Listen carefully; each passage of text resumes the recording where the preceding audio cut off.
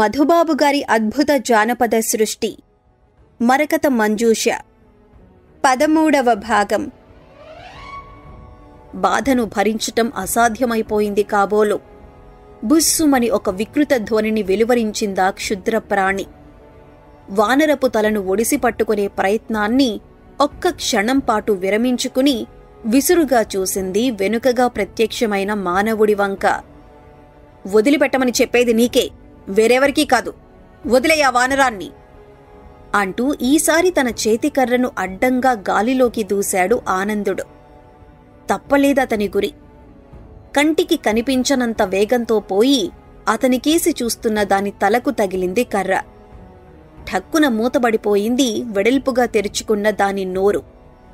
బిగించి పట్టుకున్న వానరాన్ని వదిలేసిందది. వేగంగా పాకుతూ ఆనందుడి దగ్గరికి వచ్చేసింది. పారిపో, నువ్వు దూరంగా పారిపో అని విడుదల పొందిన వానరాన్ని హెచ్చరిస్తూ తన దృష్టినంతా కొండచిలువ మీదనే కేంద్రీకరించాడతను. దెబ్బమీద దెబ్బగా 4 క్షణికాల్లో 8 సార్లు తన దండాన్ని దానిమీద ప్రయోగించాడు. బుసలు కొడుతూ అతని మీదికి ఎగప్రాకి పాదాల దగ్గర్నుంచి తల వరకు తన శరీరంతో చుట్టలు చుట్టి ఊపిరి ఆగిపోయేటట్లు చెయ్యాలని అనుకున్నది కాబోలు. ఆ పని అసాధ్యమని అర్థమై గబుక్కున వెనుతిరిగిందది. ఆనందుడు చూస్తూ ఉండగానే ఒక బండరాయి చాటును ఉన్న పెద్ద కలుగులోకి దూరి మటుమాయమైంది. అదే సంఘటన పగటి సమయంలో జరిగి ఉన్నట్లయితే ఆ కలుగును ఏదో ఒక విధంగా వెడల్పు చేసి దాన్ని బలవంతంగానైనా బయటికి రప్పించి ఉండేవాడతను. చీకటి సమయంలో ఈ కలుగుల్లో చేతులు పెట్టడం మంచిది కాదు. దీనితో పాటు ఇంకేవైనా విషపు జీవులు లోపల ఉంటే లేనిపోని బాధలెదురవుతాయి.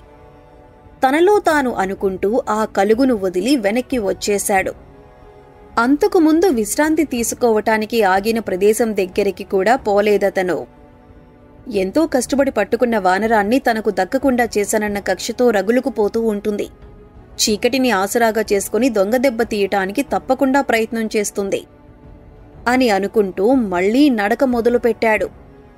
మొదటి జాము ముగిసిపోయే వరకు ప్రశాంతంగానే సాగిపోయింది అతని ప్రయాణం. రెండవ జాము ప్రవేశిస్తున్న సమయంలో బాధించటం ప్రారంభించింది దాహం.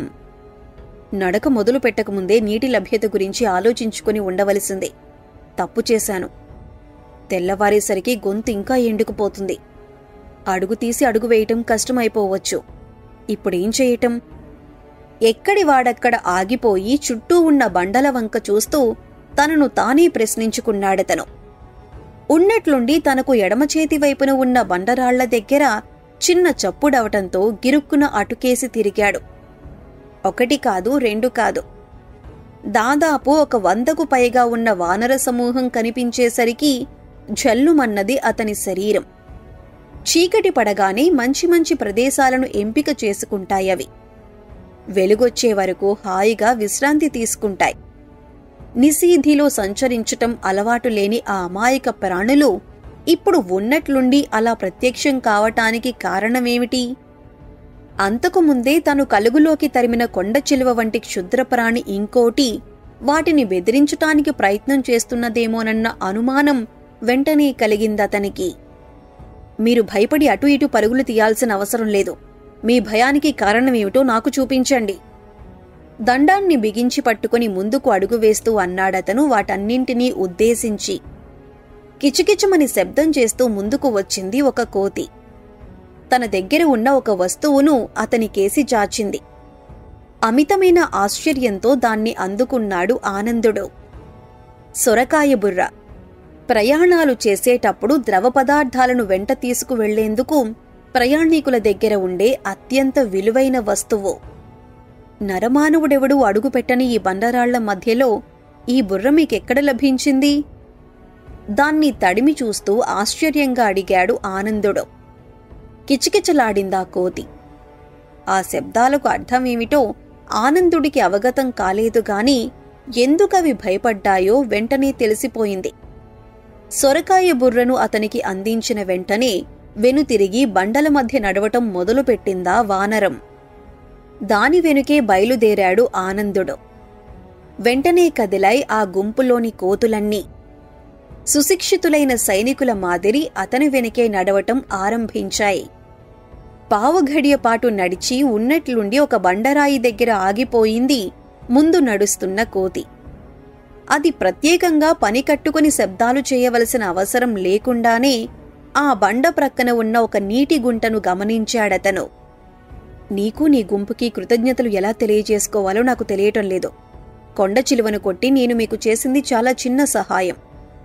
ఈ నీటి గుంటను చూపించటమే కాదు, వెంట నీరు తీసుకుపోవటానికి వీలుగా సొరకాయ బుర్రను కూడా బహూకరించి నా ప్రాణాలు కాపాడిన మీ మేలు ఎప్పటికీ మర్చిపోలేను అంటూ నీటి గుంట ముందు మోకరించి దాహం తీర్చుకున్నాడు. కోతి ఇచ్చిన బుర్ర నిండా నీటిని నింపుకున్నాడు.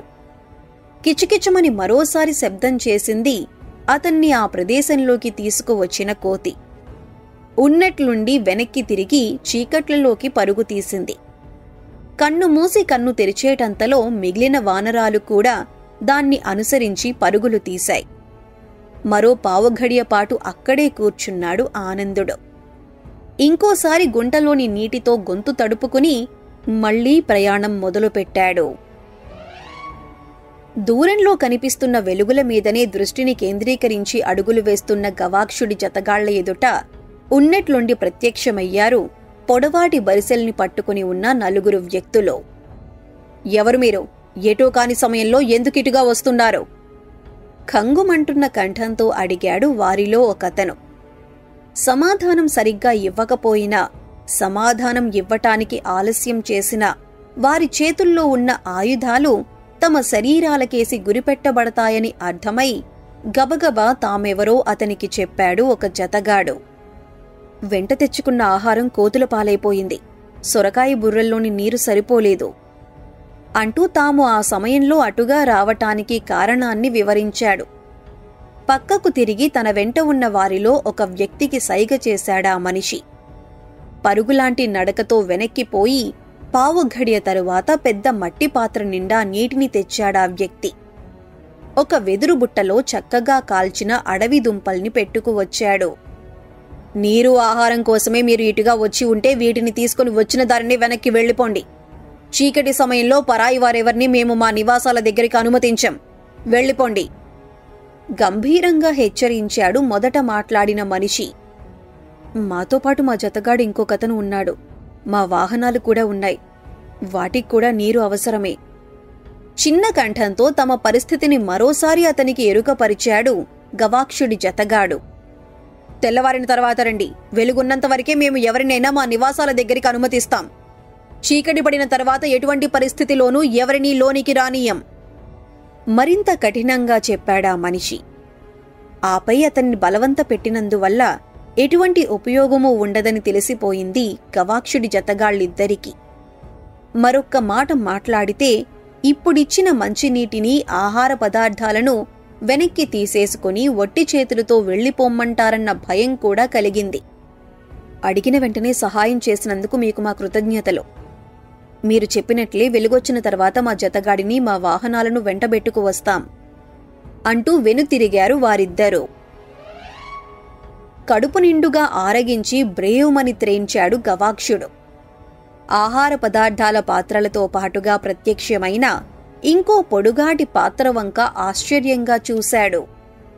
తోబుట్టువును కాపాడటం కోసం ఎటువంటి కష్టాలనైనా భరించటానికి సిద్ధపడిన వీరాధి వీరుడికి సరైన ఆతిథ్యం ఇవ్వటం నా కర్తవ్యం. ఆ పాత్రలో చెవులూరించే మధురసం ఉన్నది. సేవిస్తే అలసట మటుమాయమై నూతనోత్తేజం కలుగుతుంది. నవ్వుతూ చెప్పింది ఎదుట నిలబడి ఉన్న స్త్రీమూర్తి. కడుపు నిండిన తర్వాత కూడా తనున్న పరిస్థితిని గురించి ఆలోచించుకోలేకపోయాడు గవాక్షుడు. ఆబగా ఆ పాత్రను అందుకుని అందులోని మత్తు పదార్థాల్ని గటగటా గొంతులోకి వంపుకున్నాడు. వీరాధి వీరులైన గవాక్షుల వారికి రుచి నచ్చిందా? నవ్వుతూ అడిగిందామె. అడగకముందే అన్ని వసతుల్ని సమకూర్చిపెట్టావు. నీకు ఏ విధంగా కృతజ్ఞతలు తెలియజేసుకోగలను? మధురసపు మత్తు తలకెక్కటం మొదలవటంతో ముద్దముద్దగా అడిగాడు గవాక్షుడు. ఇక్కడికి దగ్గరలోనే ఒక కొండ గ్రామం ఉంది. ఆ గ్రామం మధ్యలో ఒక గుడి ఉన్నది. 2 అడుగులు ముందుకు వేసి కుడి చేతిని గాలిలో ఊపుతూ చెప్పిందామె. ఆ చేతిలో ప్రత్యక్షమైన మరో మధుపాత్రను ఈసారి ఆమె అనుమతించకముందే తను తీసుకున్నాడు గవాక్షుడు. గ్రామమన్న తర్వాత గుడి ఉండటం సహజం. గుడి అన్న తర్వాత అందులో ఏదో ఒక దేవత కొలువై ఉండటం కూడా సహజమే. పాత్రలోని మధువును రుచి చూస్తూ చెప్పాడు. గవాక్షుల వారి తెలివి అపూర్వం. నేను చెప్పకముందే విషయమేమిటో చక్కగా గ్రహించేశారు అంటూ మెచ్చుకుందామే. వెడల్పుగా విస్తరించింది గవాక్షుడి వక్షస్థలం ఆ పొగడ్తను వినేసరికి. ఆ దేవత దగ్గరికి నిన్ను తీసుకుపోవాలా అని అడిగాడు. చటుక్కున మాయమైపోయింది ఆ ముదిత ముఖం మీది నవ్వు. భయంతో వణికిపోతున్నట్లు ఒక అడుగు వెనక్కి వేసింది.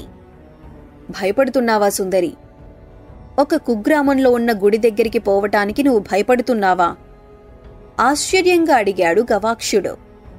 ఆ గుడిలో ఉన్నది దేవత కాదు, పిశాచి.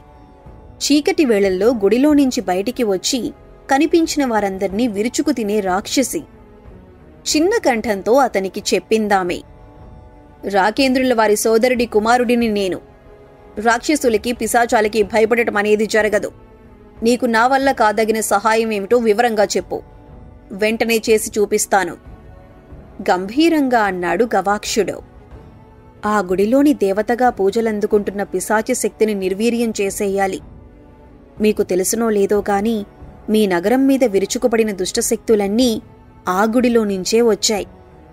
మీ సోదరి మాయమైపోవటానికి కారణం కూడా ఆ గుడిలోని దేవతే వివరంగా చెప్పిందామె.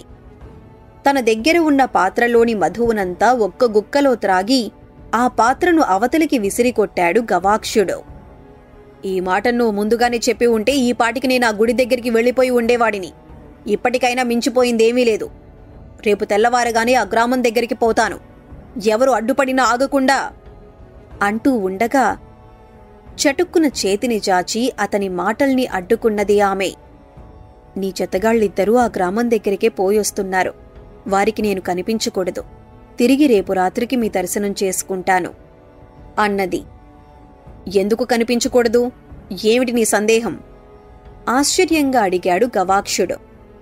సాహసవంతులకు తప్ప సావాసులకు నేను కనిపించకూడదు. నేను చెప్పిన మాటలు మీ మనస్సులోనే ఉంచుకోండి. ఎవరికీ చెప్పవద్దు అంటూ మాయమైపోయిందామె. ఆమెతో పాటు అంతకుముందు ఆమె సృష్టించిన రజిత పాత్రలు, మధుపాత్రలు అన్నీ అదృశ్యమైనాయి. సుందరి, ఒక్క క్షణం, ఒకే ఒక్క క్షణం అంటూ చుట్టూ చూడటం మొదలుపెట్టిన గవాక్షుడి దగ్గరికి వచ్చారు అతని జతగాళ్లు. మనమెవరిమో చెప్పుకొని సహాయం అర్థించేసరికి చాలా ఆలస్యమైంది అంటూ తాము తీసుకొచ్చిన నీటి పాత్రను, అడవిదుంపల బుట్టను అతని ముందు పెట్టారు. అసహ్యంగా వాటి వంక చూసి విసురుగా తల విదిలించాడు గవాక్షుడు. కొండల్లో బండల్లో పడి మోటుగా బ్రతికే అధములు ఆరగించవలసిన ఆహారమది. నాకు అనవసరం అంటూ అంతకుముందు తాను శయనించిన ప్రదేశంలోకి పోయి పడుకున్నాడు.